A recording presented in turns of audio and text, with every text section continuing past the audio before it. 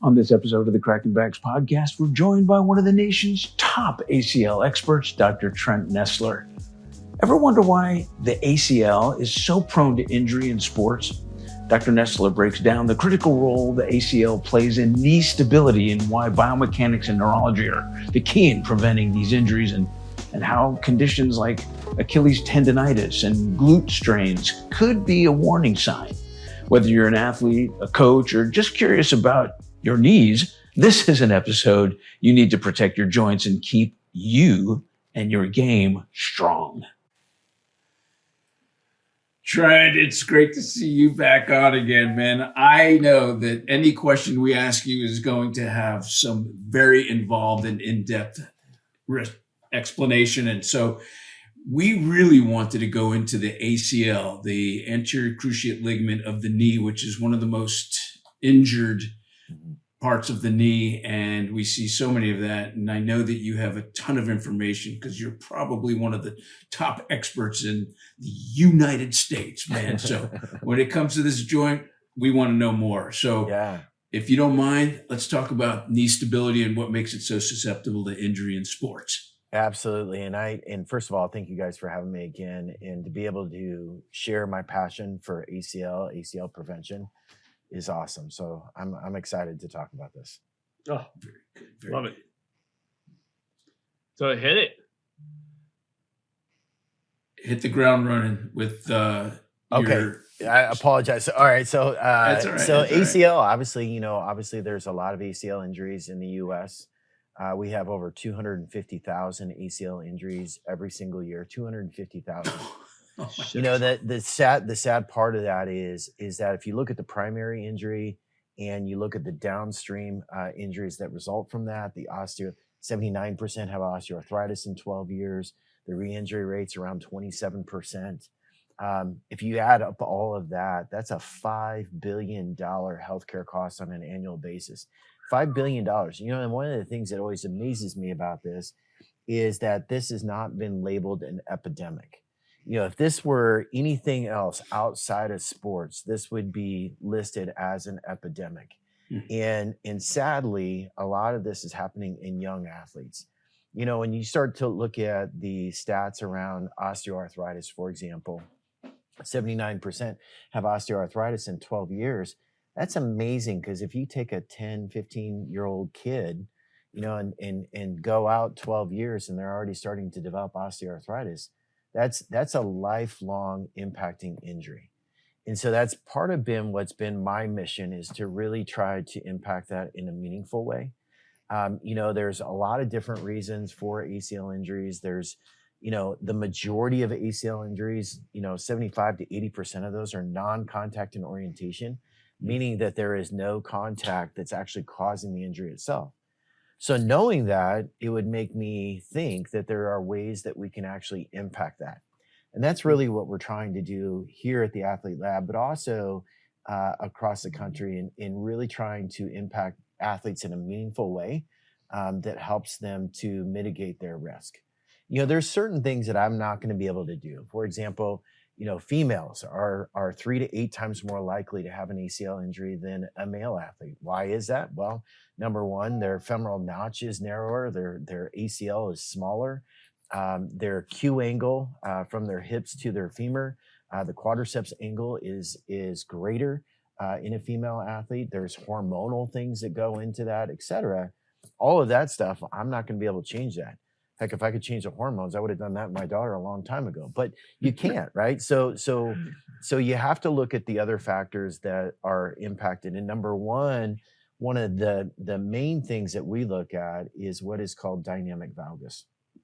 And really, we've known about dynamic valgus. It's interesting to me, and I know I'm rambling on here, but one of the things that's interesting to me is that I started studying ACLs in 1997. And I'm dating myself, I know, but I started studying ACL, studying ACLs in 1997. And what I found is that the stats have not really changed since 97, despite all of the fact of all of the knowledge that we have, all the information that we have, all of the data that we have. There's not really been a whole lot of change in those stats. The number of injuries, the recovery time, and the re-injury rate and the osteoarthritis. So, and sadly, we've continued on this path of doing the same thing that we've always done. And in any other world, we would call that insanity. If you're doing something over and over and over again and it's not working, why would you keep on that path? And so that really comes to why we developed the vMove Plus AMI, which is a biomechanical assessment to capture movement, human movement, within 2% of a Viacon or a biomechanics lab, so that we can start to quantify these movements. Because when you start to do that, and you start to do that on a large scale, so right now we've got over 90,000 athletes across 5 different countries, and you start to build this database. So right now we've got over 320 million data points related to human movement. And you start to get all of this data. The data should really start to guide you, one, on what things you should be looking at, number one. And then number two, the really cool part about it is that if you reverse engineer that and you start going back to origin and insertion, you should be able to identify certain movement patterns and what that leads to for certain weaknesses. I'll give you a perfect example. One of the things that we measure is a side plank. And, I don't know about you guys, but what I was taught about a side plank is that it's for the core, right? So what is the core, right? So first of all, the highest EMG activity in a side plank is actually your glute medius. Glute medius on the downward side. So we're using that to really kind of, the way I use it is I use that as a measure for stability, number one. And number two, I use it as a pre-fatigue, because the rest of the tests that I do in the sequence of tests are going to require your glute med to be very active. So I use the side plank as a way of kind of pre-fatiguing the glute medius. But what I didn't know about the side plank at that time is that if you can actually assess somebody from foot to shoulder in a side plank, simply going down to the foot and the ankle, okay? Most people, when they get into a side plank, they're going to keep their ankles in a neutral position. And one of the things that we've seen is that athletes who are at greater risk for ankle sprains, they tend to have what is called a tibial drop. So instead of being in a neutral position, their tibia on the downward leg, their foot kind of rolls in and their tibia drops down to the ground.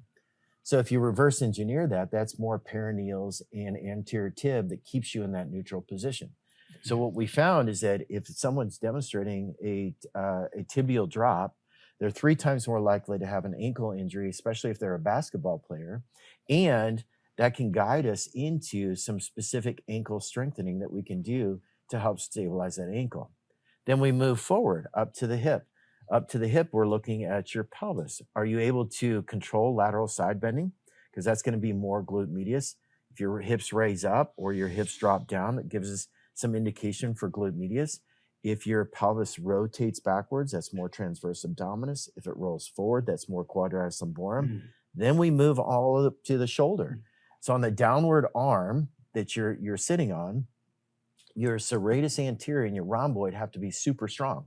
If not, what's happening is your shoulder rolls forward because the scapula on the downward arm is not holding up against the rib cage, and you start to gap a little bit, so your shoulders roll forward. So the cool thing is that what I never knew is I could take a side plank, simple side plank, and I can know something about the foot and the ankle. I can know something about the hip, and now I can know something about the shoulder. So there's so much information that we can learn by simply looking at how people move. And what we know is that when we make people move more efficiently, is that force attenuation is better, which means simply your meniscus is stressed less, your ACL is stressed less, your SI joint is stressed less, your labrum of your hip is stressed less. And, guess what? Power output goes up. Because power output, because the pelvis is more stable, the quads are able to generate more force, the hamstrings are able to generate more force. That means that you're going to have a much higher power output. So the cool thing about all of this is that, what I'm learning from really diving deep on ACLs really led me to a path of diving deep into human movement assessment, which really, quite honestly, guided my treatment strategy for everything I treat, from the shoulder to the foot, from the neck to the foot, I should say. So, to me, having a good movement assessment, whether it's foot and ankle, whether it's lower kinetic chain, whether it's the shoulder, there's just so much information. So I'll give you a perfect example. One of the things that we're doing here in Franklin, Tennessee is I'm working with a large volleyball organization, 3,000 athletes, young volleyball players. They're at risk for ACL injuries. So based on all of the information that we have, we actually created a screening tool that I call the Athlete Performance Screen that simply goes through a series of 6 movements that mom and dad can do with their athlete. So mom and dad can take their phone, they can film their athlete doing these movements, and then it says, do your kids' knees go in towards midline? Do they shift their weight over to the side during a squat? Are they able to hold a side plank for 1 minute? Does their ankle or their tibia drop down to the ground? All of these things that we know about human movement, but it gives mom and dad a way to screen it. They don't have to be experts in it. It just simply says, do you see this? Yeah, I kind of see that. And more importantly, what it does for me is it helps mom and dad go, holy cow, I never knew my kid moved like that. Like, you can look at it and you go, wow, that's not good. Like, I want more information on that. So what we've done is we've created this screen, and then we've created a document that explains, hey, if you see this, do this. If you see this, do that. So we're really trying to guide based on all of the data that we have using the AMI, based on all of the things that we're collecting clinically, to try to create other tools by which mom and dad can do it with their kids and have some fair success with that, and have a way to know what actually to do with their athlete.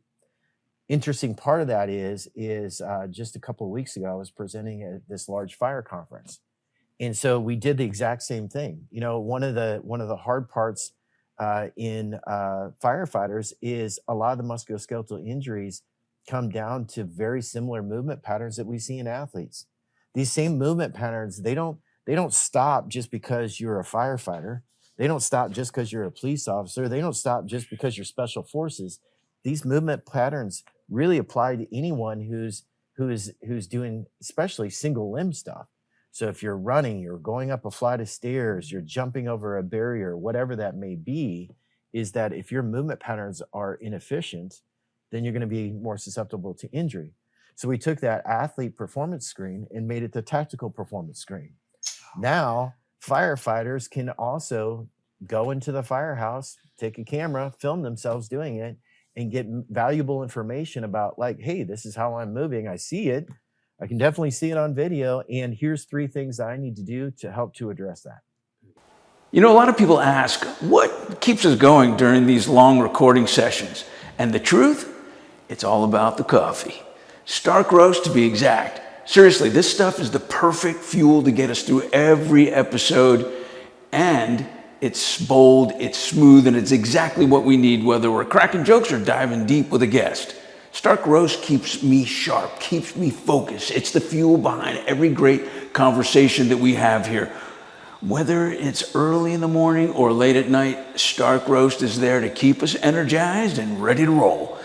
So if you're a coffee lover like us, or just need that little extra boost to get you through the day, we highly recommend Stark Roast. It's the good stuff. Thanks for Stark Roast for sponsoring this episode, and click on the link below in the description to buy some of your own. It's the real deal. Now let's get back into it. Fantastic. Hey Trent, let me ask you real quick. That side plank, which I am totally using tomorrow when I get into the office. I can't wait because it's so easy, but I don't think about it. Actually, I did do it for tibial tibia dipping, but not for the other body parts. But was that just a metaphor for how all the biomechanics you can implement, identify, or was that also for ACL?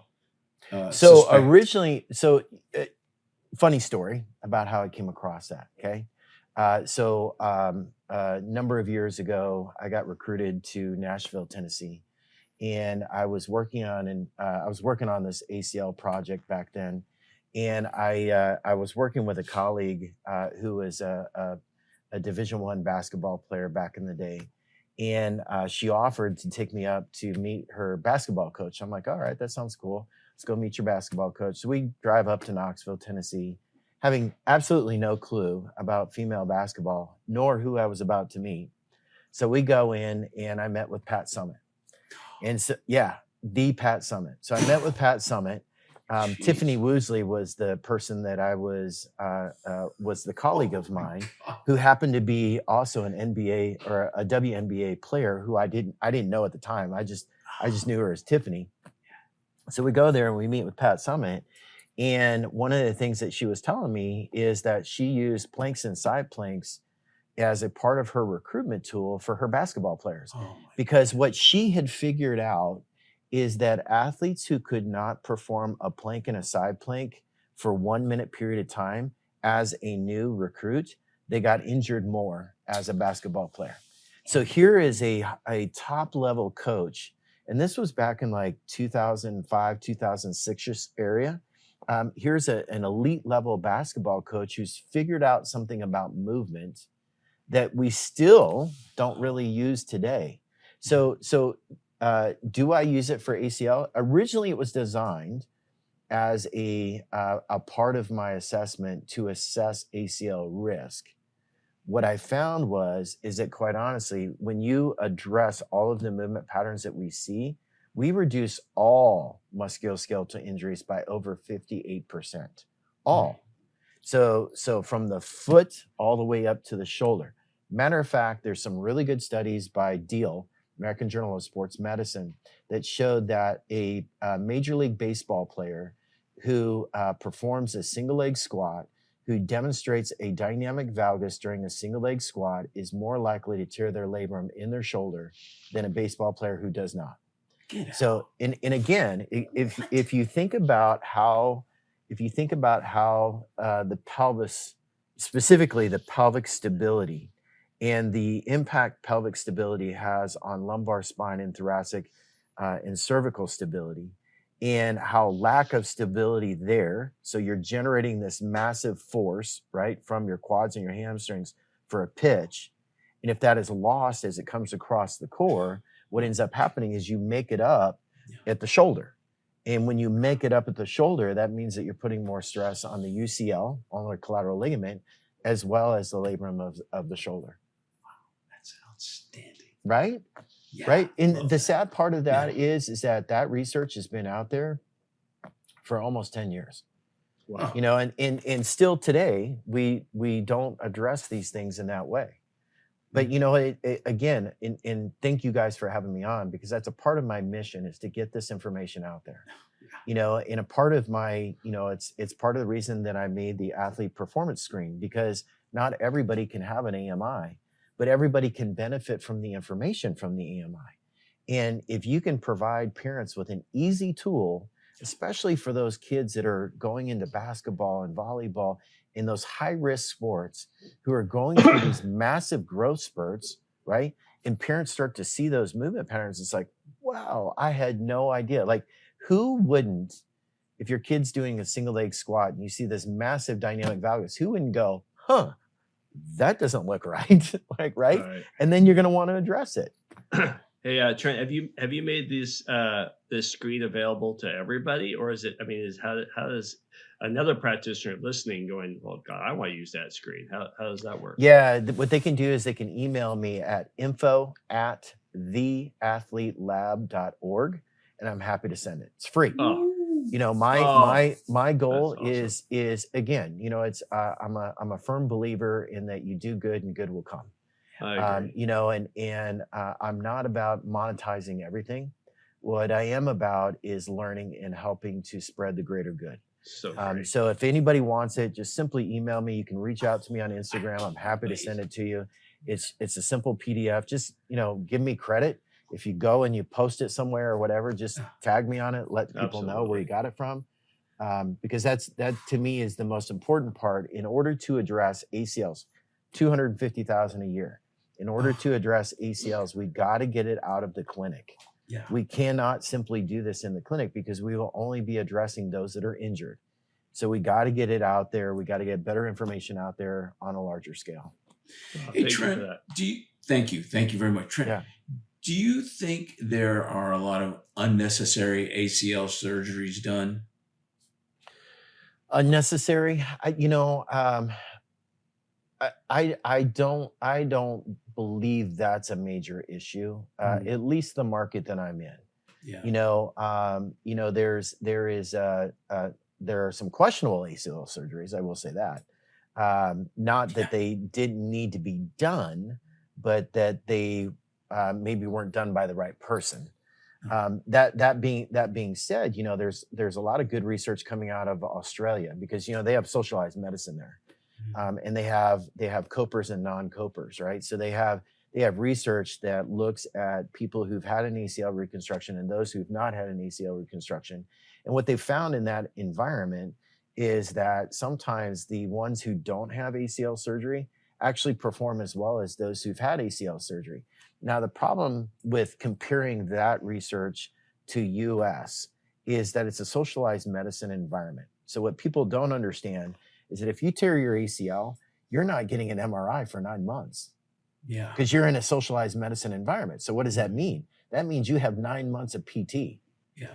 So you're getting a much more aggressive preoperative ACL rehab than we have here in the US. Typically here in the US, you tear your ACL. As a matter of fact, I just had somebody tore their ACL. They tore their ACL on Saturday. They saw the doctor on Monday, had an MRI on Monday, and had surgery on Wednesday. Yeah. So, and again, I personally like people to have surgery faster because it helps to offset a lot of the quadricep deficits that we see, the range of motion deficits that we see. I just see better outcomes the earlier on. I'll tell you the other thing that's been eye-opening for me. So here at my practice, we do preoperative and postoperative nutrition. So we give them a preoperative nutrition package and a postoperative nutrition package because I'm a firm believer that, it's biochemistry. Yep. And if you optimize someone's internal chemistry before surgery and you optimize their chemistry right after surgery, is that you end up getting a much better result. In addition to that, I also implement BFR, blood flow restriction training, very early on in the rehab process. And I don't stop when people get off the table. I continue that out throughout their entire rehab. As a matter of fact, for most of my athletes, they're continuing with BFR as a part of their performance enhancement. So one of the main populations I deal with are mixed martial arts. And so, I do it a lot with cardio. So I've got a cardiovascular routine that I do with BFR that helps them maintain their gas tank, pushes their VO2 max. But the upside of that as well is severalfold. Number one is that BFR, when you do BFR, studies show that you get muscle hypertrophy in as little as 3 weeks. Whereas traditional approaches, you're looking at 6 to 8 weeks. So you've literally cut that time in half. And a part of that has to do with the two effects that you get from BFR. One is you get a localized effect because you're creating this hypoxic state in the muscle. So what ends up happening is you're doing low loads, but you're creating this hypoxic state. So you end up getting more muscle recruitment. So you get the quad to recruit faster using BFR than if you didn't use BFR. But the second piece of that comes from the biochemistry. Because if you do BFR for a long enough period of time, you build up lactic acid in the system. What happens is a cascade of chemical reactions resulting in massive release of growth hormone and IGF-1. IGF-1 helps those bony plugs heal faster. Your growth hormone helps you get muscle growth faster. So, and again, if you optimize the chemical environment, i.e. you have a sufficient amount of protein, you make sure that they're hydrating.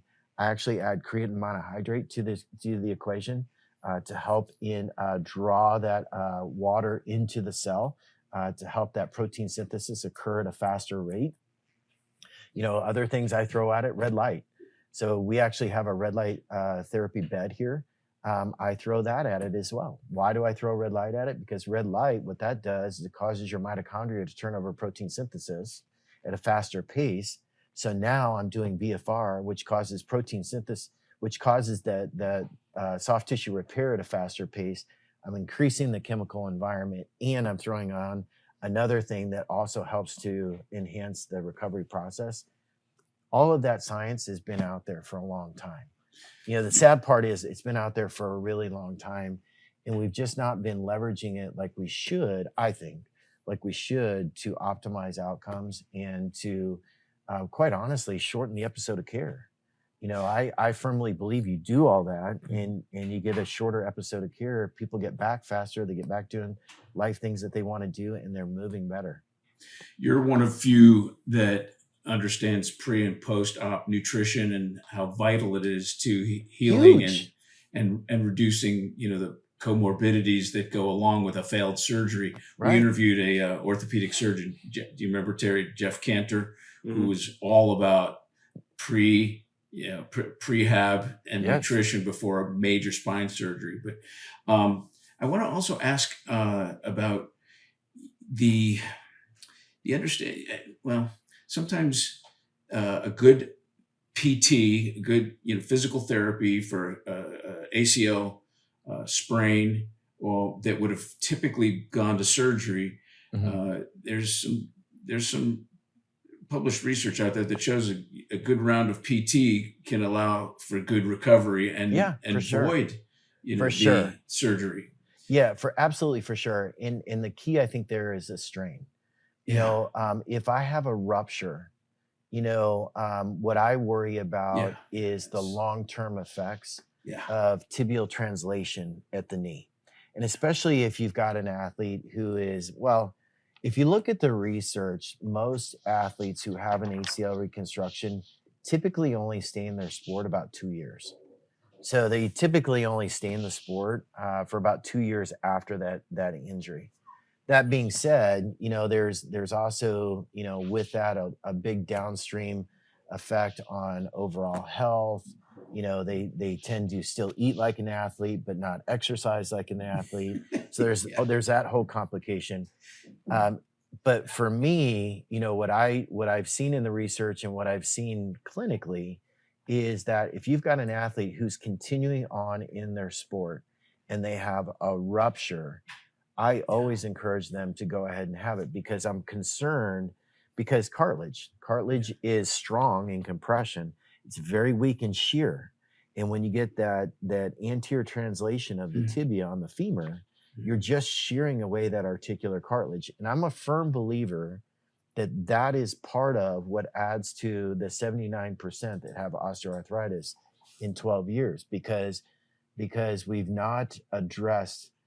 And again, there's really good research out there by King and Itherburn. I want to say it was maybe 2018, American Journal of Sports Medicine. One was in Sport Health, that looked at the biomechanics of an athlete who's had an ACL reconstruction. They've gone to sports physical therapists for their rehab. And at 9 months, the time of return to play, they still demonstrate a massive lateral shift despite having 9 months of PT. At 12 or 24 months post, so after already returning to play, when you do single leg activities with them, like a single leg squat, single leg hop, they still demonstrate those biomechanical risk factors that they had at the beginning of their rehab. So what it tells me is that we are not good enough at changing human movement.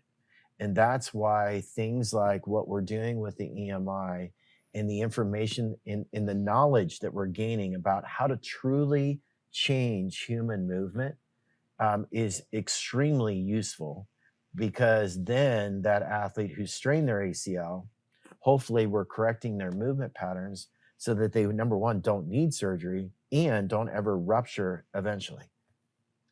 You brought it, you answered the first part of the question I was going to ask, but it still leads to a second question that we learned on one of the guests on our show about the neurology, that the actual ACL ligament has neurology in it. So when you rupture it, you disrupt that neurological pattern. 100%. And I have a patient that's been 30 years, and her ortho suggested not having a ACL surgery because her lifestyle didn't dictate that she needed it. Yet, when you think about the disruption in a neurological standpoint, and even though you replace it, you're not replacing that neurological component, you're replacing more stability. What's your thoughts on because I think a lot of people don't realize when you're rehabbing a knee and every football coach wants them back in 8 weeks, it takes a long time for that secondary neurology stability factor to come into play. Can you talk a little bit about the neurological input? Yeah.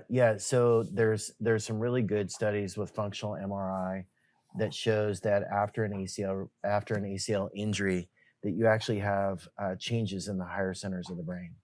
And the ACL is full of proprioceptors. You remove that, you replace it with a graft, and that doesn't ever just come back, right? And so what you really have to do is you have to train all of the other structures around there to increase their input to replace what was lost by the ACL and to make those motor patterns in the higher centers of the brain. And traditional approaches that we don't do that. Some of the traditional training that we do does not do that. I was fortunate enough in some of my previous clinical experience, specifically down in Birmingham with Kevin in the Andrews Institute, is to really get a little bit more engrossed in that. So one of the devices I use is called the QuickBoard. And the QuickBoard it does implicit training. So what it does is you have a iPad in front of you, and you're standing on a sensor board. Yeah. And you're looking at the iPad, and the iPad will flash a color. Okay. So if it's green, you go, red, you don't go.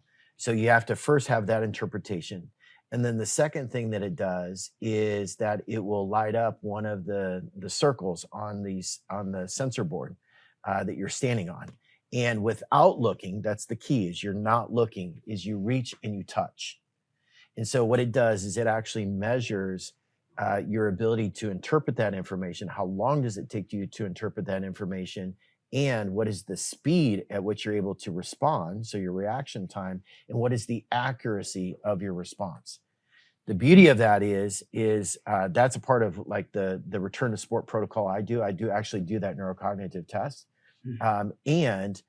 From that, I then am able to design an exercise program based off of their results that will train their specific patterns to help to improve that. Because what I've seen with QuickBoard, and I was very blessed, again, early on in the process, that when I first launched the EMI, I got introduced to QuickBoard. And I started using QuickBoard, and what I was finding is that athletes who improved their performance on the QuickBoard actually improved their performance on our biomechanical assessment. And so what I was seeing is that as they improved their neurological connection, their biomechanics was actually improving. And so that's why it said to me, I'm like, holy cow, I've got to test these two things as a part of my return to play. And so that neurocognitive piece is absolutely essential. And the beauty of it is you can train it. There's devices out there to train it. QuickBoard is one. There's other devices out there that are more complex. With complexity comes expense. So they become very cost prohibitive for a lot. Another lesser version of that would be something like the Blaze Pods. The only difference with the Blaze Pods is that you look at the pod. And so the difference between QuickBoard, you're looking at an iPad and reaching and touching versus looking and touching, if that makes sense. Yeah. So those are two different types of motor learning that happen. The first, which is the QuickBoard, is the one that we want the most because that has the highest carryover to actually changing those neural patterns in the higher centers of the brain. To put it, for the lay people, to really deliver the message of how important it is what you're saying. Yeah. The MRI studies that were done were also not just post-injury, but pre-injury. And they found that they just imagine you limping for a couple of months and how the body compensates to be cautious of that pain that you feel when you step a certain way. And athletes are magnificent at compensatory biomechanics. 100%. Right? So they think that, okay, I get the surgery and I'm done, that I'm not going to limp anymore. Well, your brain has already mapped that gait. So you are able to change it. I think that it is so exquisitely important to understand that. And two, what goes along with that is the whole kinesiophobia piece. Yes. I'm going to give you a perfect example. So in my setting, I get a lot of ACLs that are 6, 7, 8 months post-op. And usually there are people who don't feel like they're progressing like they want to, and who are still having limitations, still having quad deficit, et cetera. I just had one recently. She's 7 months post-op. And one of the things that I really try to push with my athletes, no matter what level of the athlete they are, is fatigue. Because the other thing that happens is we know from proprioceptors that as you make someone fatigue, their proprioception is also gets tired, and they get less and less aware of body position. And those are the kinds of, that's where tragedy occurs, right? So I try to push people into this fatigue state and then really making them move into movement patterns that would historically be a bad movement pattern for them, but which they need to control, right?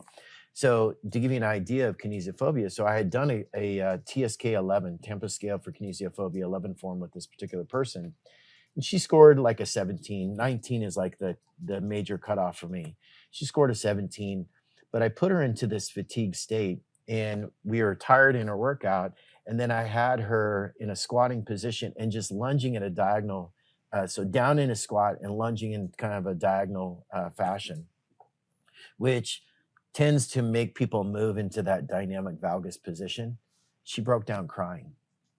And I'm like, are you okay? She's like, yeah. She's like, that's just a move that scares me. Like, she still had that kinesiophobia. Wow. She didn't demonstrate it the entire time until I got her tired, and she was having to control that motion in a very fatigued state. So the beauty of that is, though, is that when you do that and you train that, eventually that goes away, and they build the stability.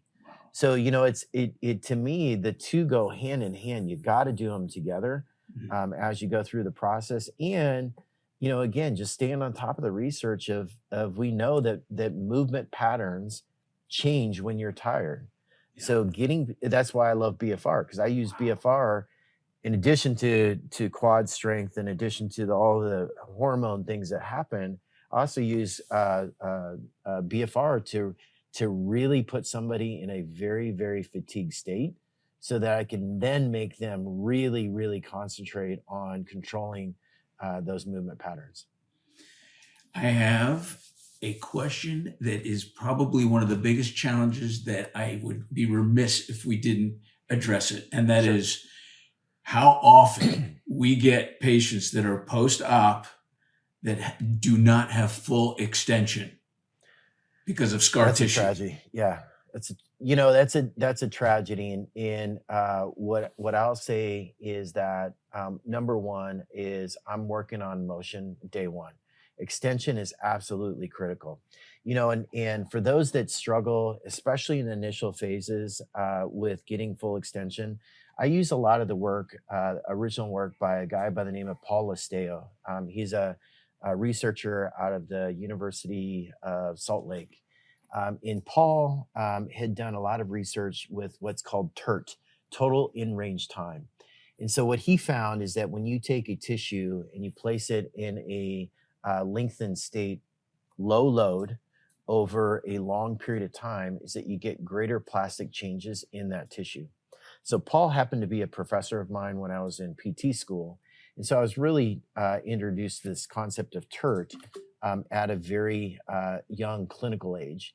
And what I found is that when I apply that, and I apply that throughout the rehab process, knock on wood, I don't ever have a problem with extension.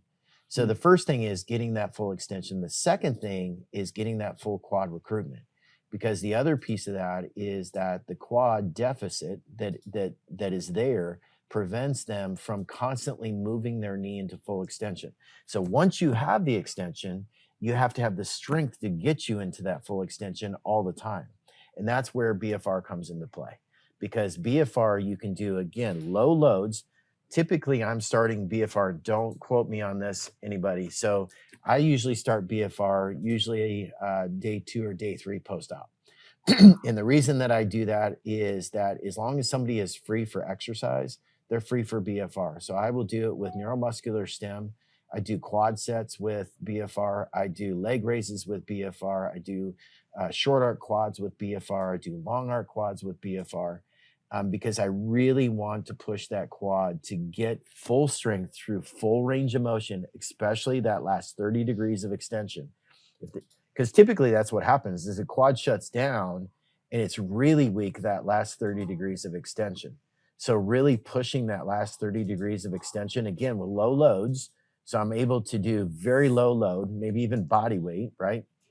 Or limb weight. And do that with the high rep sequence that's with BFR to really get that quad to fire. Fantastic.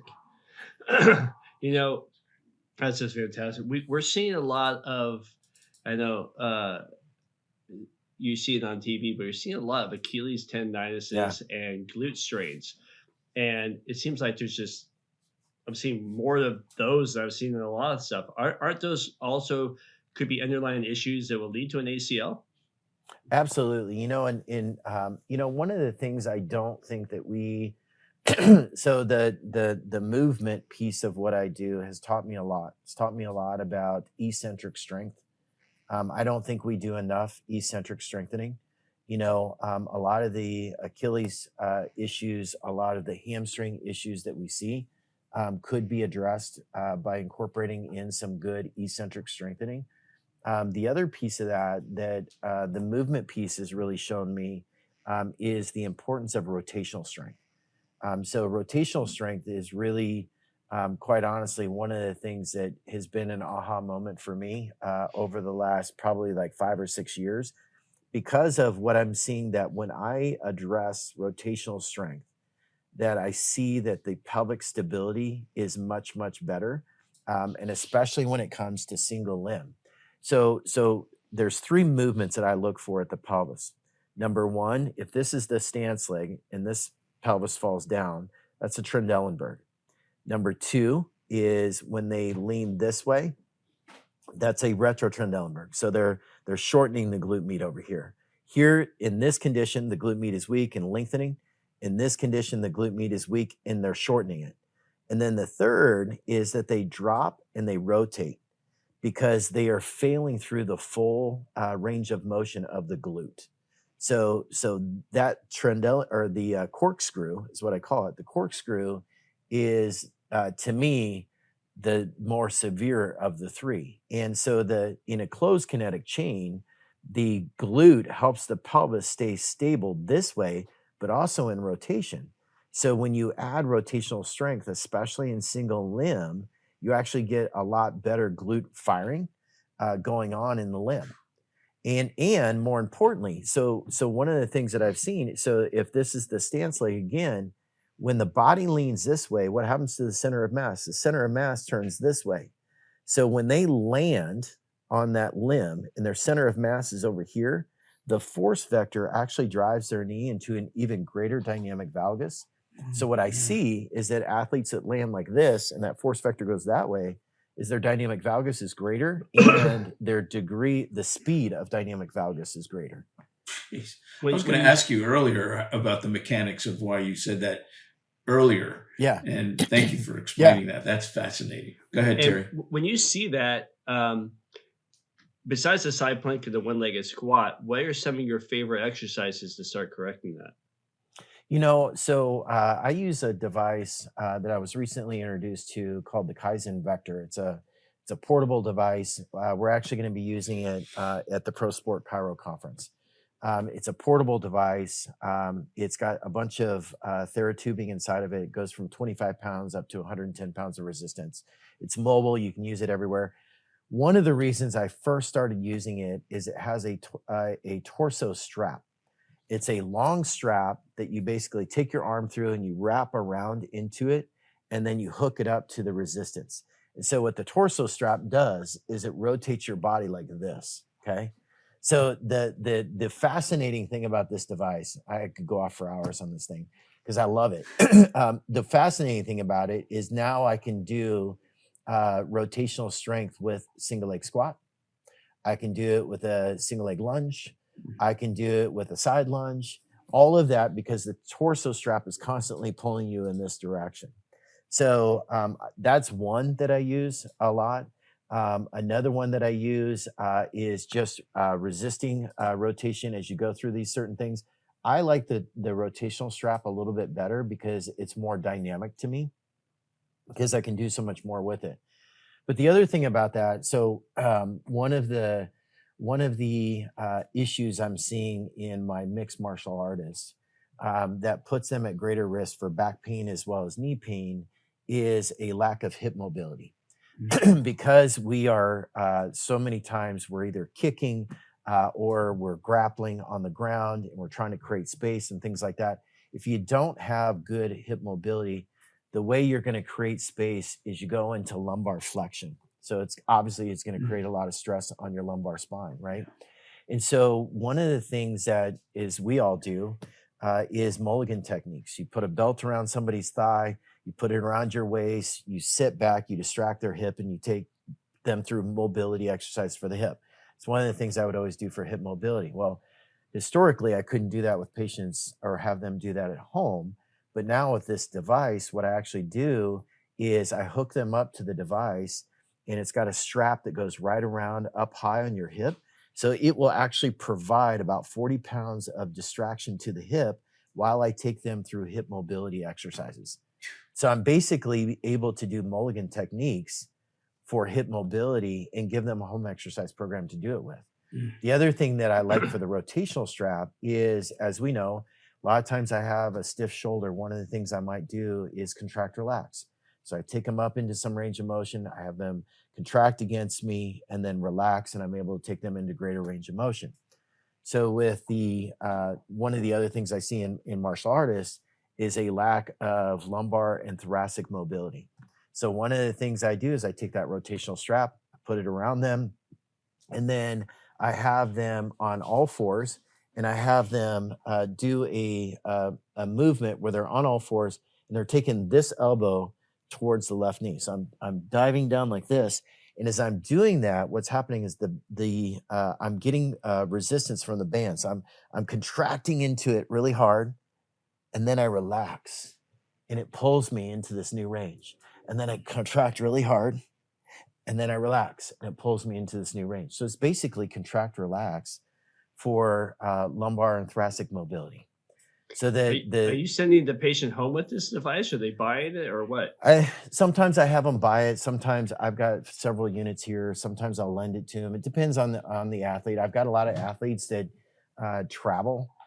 So I usually have them get one. There's one that's a TSA approved that they can put into their bag and travel with them. But I'll have them do their mobility exercises before they actually go into their fight. Wow. If they've got like a lot of our guys have competitions and it's 2 days, they may have 5 fights in one day and then another 3 fights the next day. So I'll have them do all of their mobility work in the morning before they start their competition, and then I'll have them do it the next day as well. Wow. Besides the martial arts and jiu-jitsu, which is extremely popular right now, in the football season, which is and basketball season, which is coming up right now, what are the preseason is over, they're in the season. What's some rituals they can do before they practice, before they play, to reduce the risk of the ACL? Number one, I think, is mobility. Doing some mobility work. We don't do enough mobility work, and quite honestly, a lot of the stuff that I see is not really mobility work. There are a lot of teams out there that do some great mobility stuff, but I think working on good mobility before you go into practice, and then after practice is recovery. Because what I see is that a lot of these athletes, we've seen it in the numbers, right? From the NFL preseason camps, like you get a massive number of ACL injuries every preseason. And a lot of that is because guys are just not conditioned. They don't have the strength, they don't have the mobility, et cetera. So doing some form of mobility, helping them prepare, and then afterwards is doing some form of recovery. So some form of recovery so that when they go into that next session or they go into that next practice, that glute is rested. That glute is has more reserve to it. so that they're not going into this next session at a 25 to 50% deficit. Because to me, it's the deficits that they keep walking into, especially if they're deconditioned, right? That deficit's going to be even greater. So adding in some form of recovery into that, and most of the teams are figuring that out. Like you go into most teams today, they've got Normatec recovery rooms in every scenario, right? Where they can go and do that. But to me, that recovery piece, and there's so many things on the recovery science, like red light therapy. I mean, I use a lot of red light. I actually, at my clinic, I've got a cold plunge tank, I've got a hydrotherapy chair, I've got Normatec systems, and I've got red light therapy. And the reason I do that is because my athletes, the majority of the injuries I see are typically because they don't have that reserve. Their reserve tank is gassed out. And so they're walking into their next session at a 10% deficit, the next session at a 20%, the next session at a 30%, and it just keeps accumulating until the point where they actually get an injury. So we hear mobility a lot. What does mobility look like to you? Mobility to me is different than flexibility. To me, mobility is really working on getting a joint through its full range of motion, right? So, I use the hip as an example because I see a lot of athletes who lack hip mobility, and I don't think we work enough on it. And I think hip mobility adds to a lot of the knee issues that we see as well as low back issues. So, you could say, so for flexibility for me, that's stretching your hamstrings, it's stretching your quad, it's stretching your IT band. Mobility is working on internal and external rotation and hip flexion and extension. And hip mobility is working on flexion on one hip and contralateral extension on the opposite hip. Because one of the biggest problems that I see is that athletes don't have enough hip flexion and extension on the contralateral side. Running, that's what it is. One hip is in flexion, one hip is in extension. And if you don't have that mobility to get full hip flexion while at the same time getting full hip extension, what ends up happening? One, you're going to rotate in your spine, which is going to cause problems. You're going to get more wear and tear on your SI joint, as well as the rest of the kinetic chain. So what exercise is your favorite to do that contralateral? So for me, the dynamic lunge is a great one. So the dynamic lunge for me is a really good one because in a dynamic lunge, and if anybody's interested in that, they can go on my YouTube channel, and I've got the ACL Safe and Strong program, and there's a pre-practice routine on there that goes through a lot of this stuff. So the pre-practice routine, one of those is the dynamic lunge, and I really like the dynamic lunge because it takes one hip into in range of motion of flexion and one hip into in range of motion extension. That to me is one. Another one that I use is high knees. And when I say high knees, what you're doing is you're pushing off on one leg. So you're pushing that one into extension while taking the opposite one up as high as you can go. So I have them do this exercise where they're doing this in a standing position where they're taking one hip into extension, one hip into flexion. So they're doing really high knees, but really focusing on pushing off so that you're getting that back leg into extension. Yeah. Are they suspended or are they on the ground? They're on the ground. They're on the ground. Both feet are on the ground, and you're so still like a lunge, but it's kind of a quick paced lunge, but it's fast and it's high. Okay. Now, and again, there's videos on my YouTube that show that. Oh, good. We'll direct people to that. We talked about hip mechanics, but once the foot hits the ground, if the foot is not in good shape, you got 100%. ACL. So can we go to the other side of the leg? Yeah, absolutely. Absolutely. And it's, the really cool thing is, well, I think sometimes we get so micro-focused on stuff, right? So I used to have a colleague of mine, I won't say his name, but I had a colleague of mine that, you know what, dude, if you had a migraine headache, it's because your foot was misaligned. I think sometimes we can get a little bit extreme on these things, but I'll tell you one test that I found that really helps to delineate, is this a lower kinetic chain problem? That's what I call it, lower kinetic chain problem, or an upper lower kinetic chain problem. Okay. So a step up. So a 12-inch step up. Simply film them with a frame rate of 90 frames per second or greater, so that you can do it in slow-mo. What you want to see is the person step up onto the step, come all the way up, fully load the limb, tap with the opposite foot, and then step back down. And what you're going to watch for is that as they bring that foot up and they contact the foot on the step and they start to load, if it's a low kinetic chain problem, what you're going to see is the arch falls immediately as soon as they start to load it, versus the athlete whose ankle is in a nice and stable position. They start to accept the weight onto the knee, onto the hip. Now the knee goes into a dynamic valgus position. So it's an easy way. It's an easy way for me that I've been able to, like, really, if I'm having a hard time determining, is this a foot and ankle issue? Is it the hip that's driving the foot, or the foot that's driving the knee? Yeah. I will use that. But I will tell you what I've found is that using two concepts. Number one, it's a weak link, right? Everybody would agree that whatever has happening, the weak link in the system is driving the majority of the problem, right? So the weak link in the system is always the first one to fall. That's why it is the weak link. So when you're assessing human movement and you're looking for the weak link, it's always the first one to fall.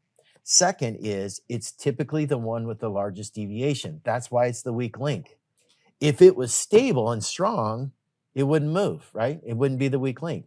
So using the concept or methodology of the weak link always falls first, and the weak link is typically the one with the largest deviation, using those two things, it's always helped me gear in towards, like, what is it that is driving this mechanics that I'm seeing. Love it.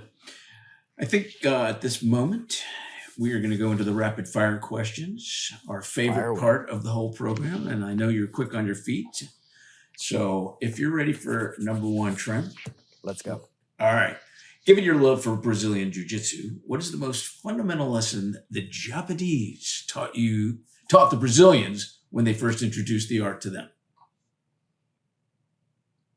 Boy, I don't even know that. I don't know that answer. I got you on a jiu-jitsu question. I know. I don't even know that answer. What is it? I don't know. Terry should. So I have a couple senseis that come in to see me, and they were giving me the full background of how Japanese brought the art to Brazil. I did know that. Yeah. And then the Gracies took over from them, but a lot of it was